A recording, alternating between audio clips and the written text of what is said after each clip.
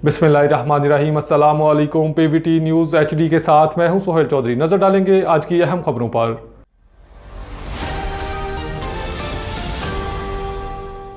खबर शामिल करते हैं हब बलूचिस्तान से। ब्यूरो चीफ उम्मीद अली गजकी से हब बलूचिस्तान के सनती शहर हब में शराब नोशी के बढ़ते हुए रुझान पर आवाम में शदीद तशवीश पाई जाती है। तफसीलात के मुताबिक हब मैनार के सामने कायम वाइन स्टोर पर रात के औकात में मुसलमानों को शराब फरोख्त की जा रही है, जबकि स्टोर पर वाज़ेह तौर पर तहरीर है कि मुसलमानों को शराब फरोख्त नहीं की जाएगी। इसके बावजूद इन्हें खुले आम इस कानून और ज़ाब्ते की खिलाफ वर्जी की जा रही है।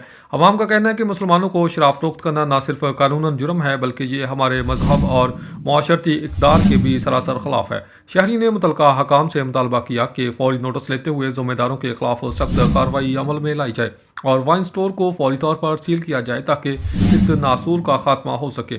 शहरी ने deputy commissioner Hub Ismail Ibrahim Baloch, assistant commissioner Hub Muhim Khan Gajki, director excise और SSO हब सिटी अब्दुल समद जहरी से मुतालबा किया कि वो फौरी तौर पर वाइन स्टोर को सील करें। न्यूज़ स्टूडियो से फिल वक्त इतना ही। मजीद खबरों और तफसीलात के लिए देखते रहिए PVT न्यूज़ HD।